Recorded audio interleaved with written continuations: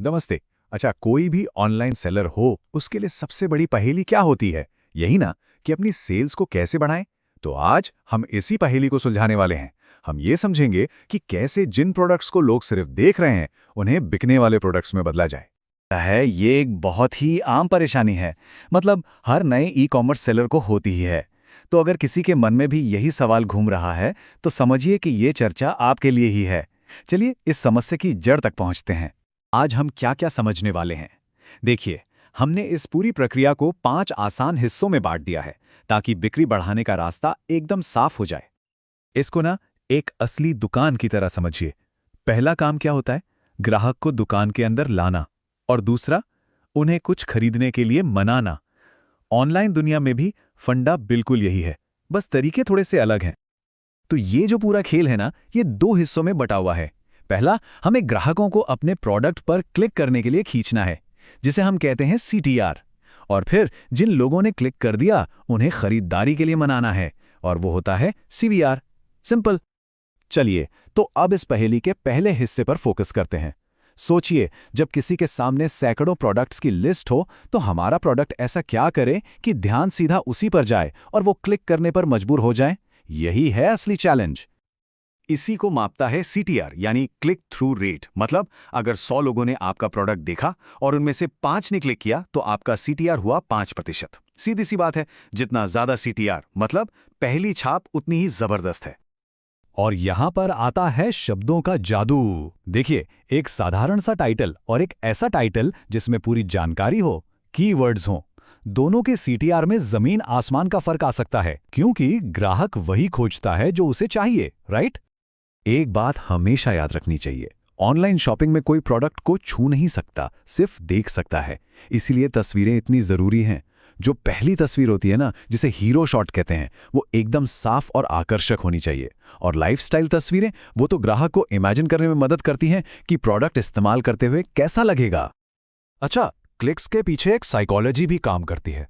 सोचिए, 4 से ज्यादा स्टार रेटिंग, ये भरोसा जगाती है। एक अच्छी कीमत, वो तो खींचती ही है।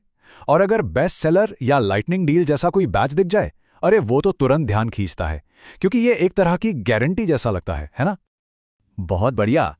तो अब ग्राहक हमारी दुकान में, यानी कि प्रोडक्ट पेज पर आ चुका है। अब हमारा अगला और सबसे जरूरी काम शुरू होता है, उन्हें खरीदारी के लिए राजी करना।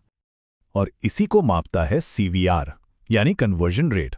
ये बताता है कि आपका प्रोडक्ट पेज कितना दमदार है। मान लीजिए 100 लोग पेज पर आए और 2 ने खरीद लिया, तो सीवीआर हुआ 2%। जितना हाई सीवीआर, समझ लीजिए पेज पर दी गई जानकारी उतना ही अच्छा काम कर रही है।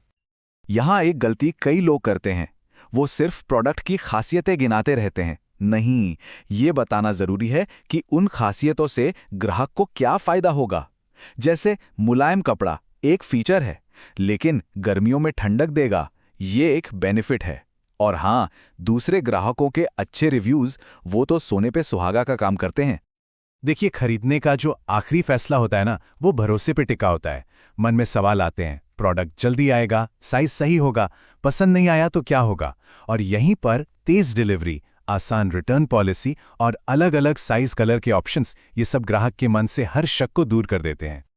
ठीक है, तो अब तक हमने अलग-अलग तरीकों की बात की। अब इन सबको जोड़कर एक पूरी स्ट्रैटेजी बनाने की बात करते हैं।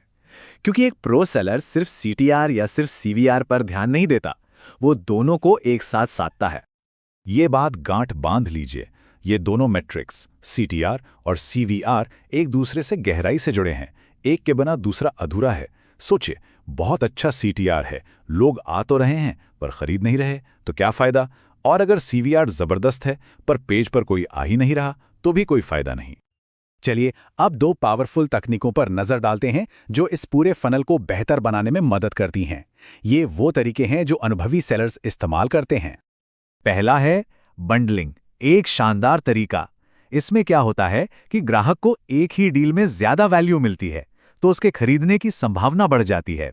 इससे ना सिर्फ सीवीआर बढ़ता है, बल्कि हर सेल से होने वाली कमाई भी बढ़ जाती है। और दूसरा प्रो हैक है रीटारगेटिंग। पता है, ज्यादातर लोग पहली बार में कोई चीज नहीं खरीदते। रीटारगेटिंग क्या करता है? ये उन लोगों को धीरे से याद दिलाता है जिन्होंने आपके प्रोडक्ट में दिलचस्पी दिखाई थी। ये खोई हुई सेल्स को वापस पाने का एक बहुत ही असरदार तरीका है। तो हमने बहुत कुछ सीख लिया है ना?